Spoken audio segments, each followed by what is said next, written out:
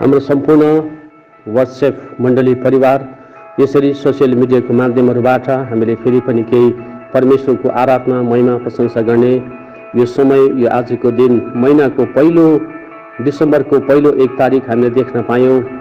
उनी जीवित परमेश्वरलाई हामी महिमा दिन्छौँ। साँच्चै अब यी दिनहरू क्रिसमसको उत्सवमा अब प्रत्येक जग्गामा विभिन्न ठाउँहरूमा परमेश्वरका प्रियजनहरू क्रिसमसको लहरहरू छाइरहेको छ अनि चारैतर्फ अब एउटा खुशालीको लहरहरू आइरहेको छ। अनि आज हामी क्रिसमस बडादिनमा मात्र क्रिसमस उत्सव मनाउने होइन, तर आज हामी हरेक वर्ष हरेक महिना नै हामी परमेश्वरलाई प्रशंसा दिन्छौँ अनि महिमा दिन्छौँ। र साँच्चै नै यी दिनहरूमा आज परमेश्वरले हाम्रो जीवनहरूमा अचम्मको कामहरू गरिरहनु भएको छ। आजको सन्देश मैले बोल्ने यो मौका, यो समय पाएका छौँ र आजको सन्देश क्रिसमसको बारेमा हामी सुन्न गइरहेका छौँ। परमेश्वरले तपाईँलाई आशिष दिउन्। जसले मलाई यो अभिभार दिनुभयो तपाईँलाई परमेश्वरले आशिष दिउन्। जसले हाम्रो यस पेसोक जयफुल फेलोसिपको निम्ति हाम्रो व्यक्तिगत जीवन परिवारको निम्ति प्रार्थना गर्नुभएको छ, परमेश्वरले तपाईँलाई आशिष दिउन्। र अब क्रिसमसका केही सन्देशहरूलाई लिएर म तपाईँको अगाडि आएको छु। तब दूतले तिनीहरूलाई भने, नडराओ, आज म तपाईँलाई बडो आनन्दको सुसमाचार सुनाउँछु जो सबै मानिसको निम्ति हुनेछ। किनभने दाउद राजाको सहरमा एकजना मुक्तिदाताको जन्म भएको छ जो ख्रीष्ट प्रभु हुनुहुन्छ। हालेलुया। र आज हामी केही सन्देशलाई पढ्न गइरहेका छौँ। यहाँनिर हामी मत्ती रची सुसमाचारबाट लेखेको छ, यो खण्डलाई हामी पढ्न गइरहेका छौँ। मत्ती रची सुसमाचार 2 अध्याय 11 अनि 12 पदलाई म पढ्न गइरहेको छु। औ घरभित्र पसेर तिनीहरूले साना बालकलाई उहाँको आमा मरियमको साथमा देखे र घोप्टो परेर उहाँलाई दण्डवत गरे अनि आफ्ना कन्तुर खोलेर उहाँलाई सुन धूप मुर्माका भेटी चढाए। औ हेरोद कहाँ फर्की नजाउँ भन्ने सपनामा ईश्वर बानी पाएर तिनीहरू अर्कै बाटो भएर आफ्नो निज देशमा गए। जब येशूको जन्मदिनलाई हामीले हेर्दाखेरि हामी त्यहाँ के पाउँछौँ भनेदेखि येशूको जन्मेको दिनदेखि लिएर जबसम्म कल्वरी क्रुसमा जानु भएन त्यो दिनसम्म, त्यो समयसम्म उहाँको जीवनमा दुःख र पीडा कष्ट थियो। आज उहाँको जन्मदिनको समयहरूलाई हामीले विचार गर्दा पनि जसको निम्ति उहाँ आउनुभयो पाउवामा ठाउँ थिएन अनि जसको निम्ति उहाँ आउनुभयो संसारमा तिनीहरूले उहाँलाई इन्कार गरे। तर आज तपाईँ अनि हामी एउटा धन्यको बनेका छौँ जसले उनी जीवित परमेश्वरले तपाईँ र मलाई आफ्नो सन्तान हुने हक अधिकार दिनुभयो।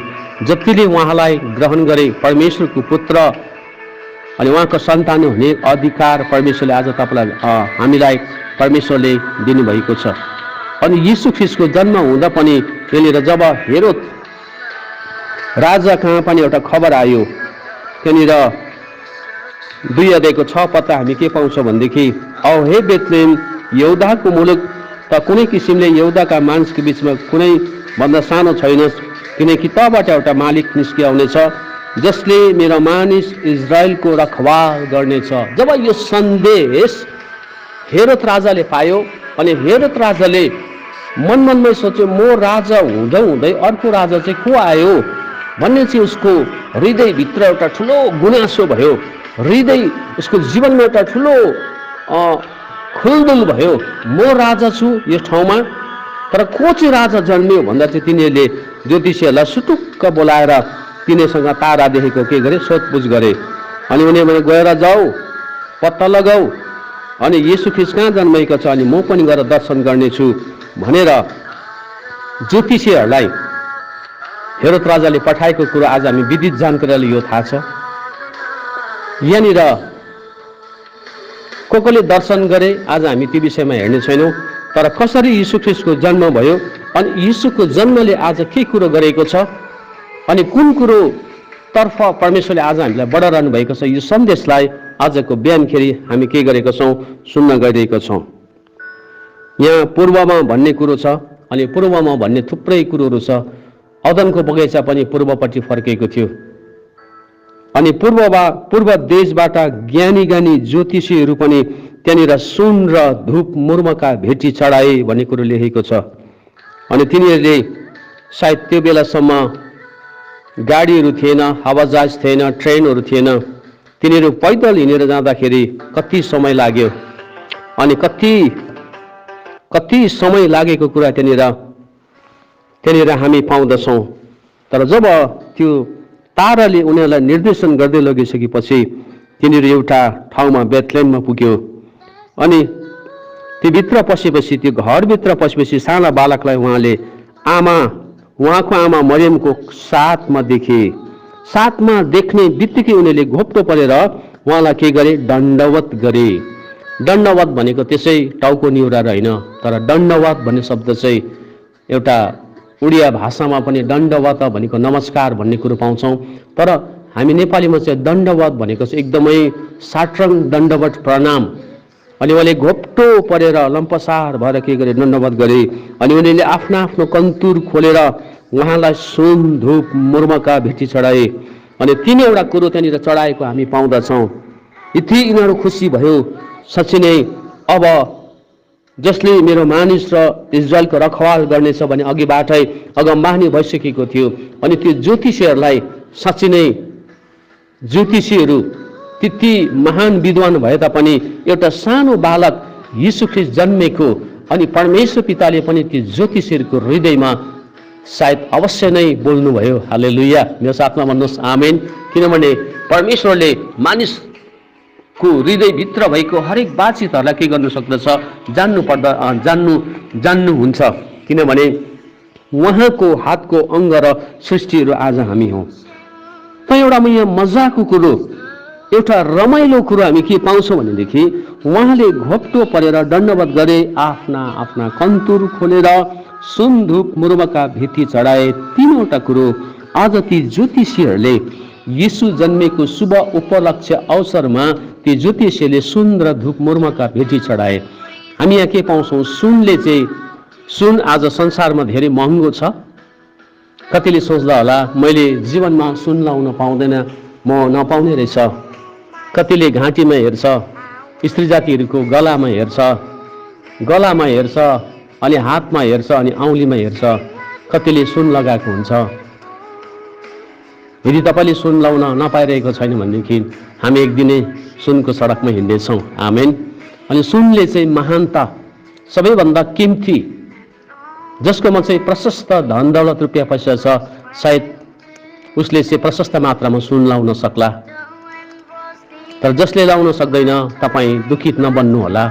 किनभने एक दिन हामी अवश्य नै सुनको सडकमा, हालेलुया, त्यो सुनको चियरमा आज हामी बस्नको निम्ति हामी तयार भइरहेका छौँ। र सुनले चाहिँ महानता, एउटा किम्ती भन्ने कुरोलाई के गर्दछ? बुझाउँदछ। अनि यीशु ख्रीष्ट पनि सबैभन्दा महान हुनुहुन्छ भन्ने कुरोलाई त्यहाँनिर के गरिएको छ? निर्देशन गराएको छ। धूपले चाहिँ एउटा सुगन्ध बास्ना आउने कुरो दिँदछ। कतिले धेरै धूपहरू बाल्ने गर्छ। तिमीले यो धूप किन बालेको भन्दा उनीहरूसित उत्तर हुँदैन। तर प्रिय, आज तपाईँ र मसित धेरै उत्तरहरू छ। धूपले चाहिँ एउटा प्रार्थनालाई निर्देशन गर्दछ। आज ख्रीष्ट येशू तपाईँ र मेरो निम्ति जन्मनु भयो। हामीले कति ख्रीष्ट येशूसँग मिलेर प्रार्थना गरेका छौँ। मैले विगत दिनमा भन्दै थिएँ स्पिरिचुअली फाइटिङ अनि फिजिकली फाइटिङ। यी दिनहरूमा आत्मिक लडाइँ अनि शारीरिक लडाइँ प्रत्येकको इसाई जीवनको प्रत्येक जीवनमा के रहेको छ? भइरहेको छ। त सुनले चाहिँ महानता बुझाउँदछ अनि धूपले चाहिँ एउटा सुगन्ध प्रार्थना। आज तपाईँ मेरो जीवनबाट चाहिँ दुर्गन्ध होइन तर सुगन्धहरू निस्कन परेको छ। अनि यो सुगन्धको कुरोहरू, प्रार्थनाको सुगन्धको कुरोहरू निस्किँदै गर्दाखेरि जसरी दानियलको जीवनलाई के गर्न सक्छौँ? हामी देख्न सक्दछौँ। अनि दानियलको जीवनमा प्रार्थनाको सुगन्धले चाहिँ सायद त्यो सिंह मातिनु पनि सक्छ। अनि परमेश्वरले त्यो ठाउँमा महान कामहरू गर्नुभयो। धूपले चाहिँ प्रार्थना, आज हामी कतिको प्रार्थना गरेको छौँ? बिहान उठेदेखि बेलुकासम्म के 1 घन्टा तपाईँ मेरो प्रार्थना हुन्छ होला? धेरै कुरोहरू हामी त्यहाँ पाउँदछौँ। अनि त्यसपछि अर्को ज्योतिषीले मुर्मका भेटी चढाए। मुर्म भन्नाले एउटा चमचम खालको हुन्छ। अनि मुर्मले चाहिँ एउटा पश्चातापको कुरोलाई के गर्दछ, त्यहाँनिर निर्देशन गर्दछ।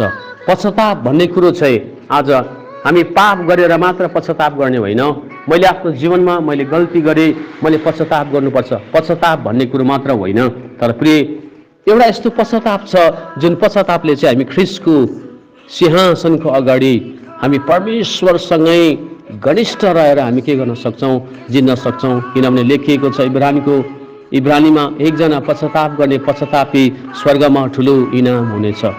कि आज तपाईँ मेरो आँखाबाट कतिको आँसु बग्दैछ येशूको निम्ति? ती ज्योतिषीहरूले सुन धूप मुर्मका भेटी चढाए।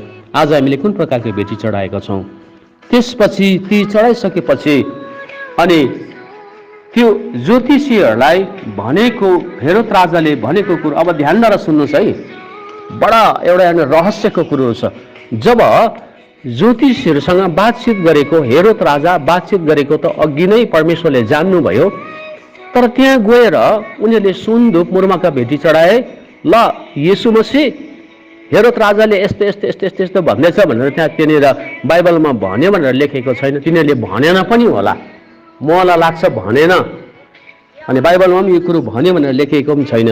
तर येशूले ज्योतिषी हेरोद राजाले ज्योतिषीलाई भनेको कुरो आज येशूले थाहा पाउनुभयो, परमेश्वर पिताले थाहा गर्नुभयो। अब यिनीहरू जुन बाटो भएर आएको छ तिनीहरू कि त्यही बाटो भएर जानेछ।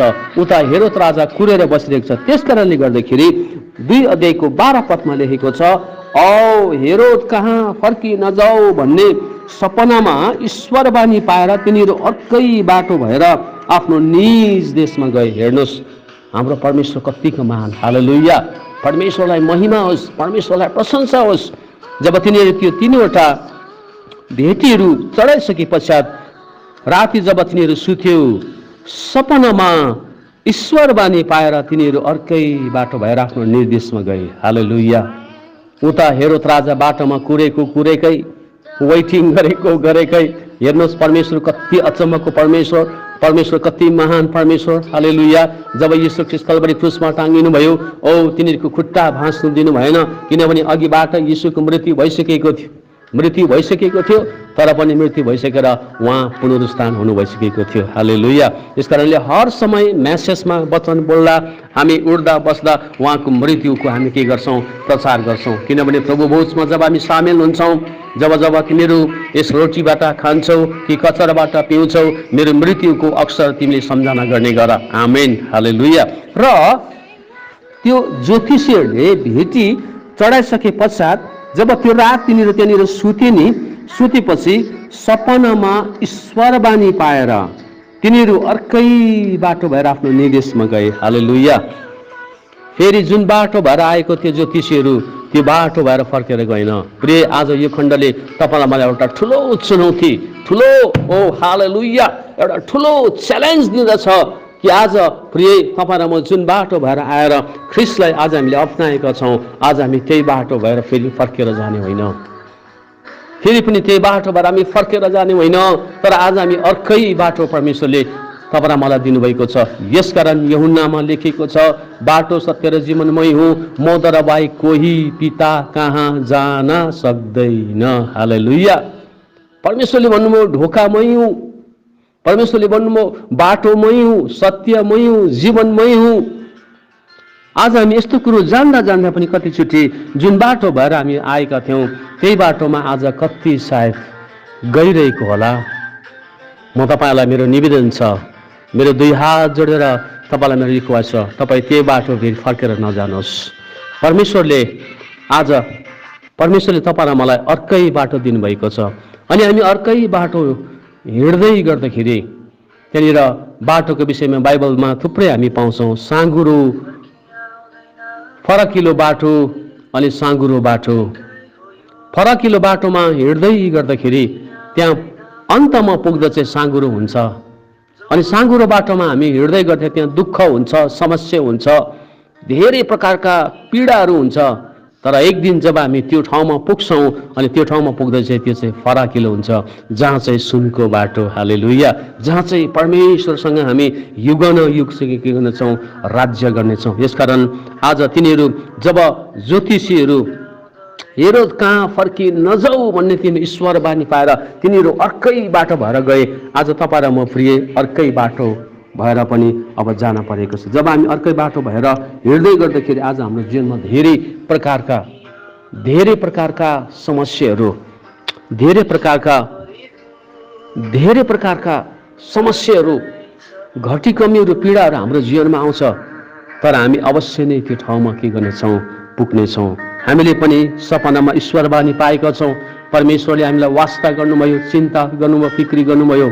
आज यो दुईवटा कुरो लिएर मैले तपाईँको अगाडि राखेको छौँ। येशूको जन्ममा ज्योतिषीले सुनधूप मुर्मका भेटी चढाए। आज हामीले कुन प्रकारको भेटी चढाएका छौँ अनि आज हामी कुन चाहिँ बाटो हिँड्दैछौँ? योना जस्तो योनालाई परमेश्वरले भन्नुभयो निन्वेमा जा, तर योना भागेर तर्सेसतिर गयो। आज यो कुरोलाई हामीले आफ्नो हृदयमा के गरौँ, मनन गरौँ। आज हामी अर्कै बाटो भएर हिँड्ने परमेश्वरले तपाईँलाई मलाई त्यो वचनहरू अघिबाट दिन सक्नुभएको छ।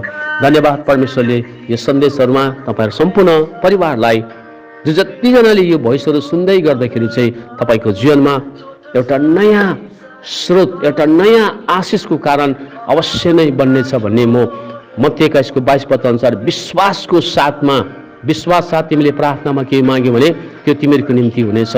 त अब प्रिय हामीले कुन प्रकारको भेटी चढाएका छौँ? सुनधूप मुर्मका भेटी चढाए। अनि येशू के आज महान हुनुहुन्छ भनेर मैले आफ्नो जीवनमा मैले प्रमाण गरेको छु कि आज मेरो जीवनबाट प्रार्थनाका बलिदानहरू मैले चढाएको छु कि मैले आज परमेश्वरमा पश्चाताप गर्दै आएको छु कि आज म साँच्चै म जुन बाटो भएर आएँ अब म त्यो बाटो होइन, म अर्कै बाटो हिँड्दैछु जुन बाटोले चाहिँ जीवनमा पुर्याउँदछ। हालेलुया। जुन बाटोले चाहिँ परमेश्वरको राज्यमा पुर्याउँदछ, जुन बाटोले चाहिँ हामी परमेश्वरको नजदिकमा जान सक्दछौँ। अनि त्यो अर्कै बाटो हिँड्दाखेरि सायद तपाईँको जीवनमा दुःख होला, समस्या होला, धेरै प्रकारका भनाइ निन्दाहरू आउला, तर त्यो सबै आउँदा पनि लेखिएको छ भक्तिसँग जीवन बिताउनेहरू खेदोमा पर्छ अनि खेदोको साथसाथमा तिनीहरूले अनन्त जीवन। हालेलुया। परमेश्वरले तपाईँलाई आशिष दिउन्। यो सन्देशलाई म यहाँ राख्न चाहन्छु। We are all wish you Merry Christmas, Merry Christmas, Merry Christmas. Amen.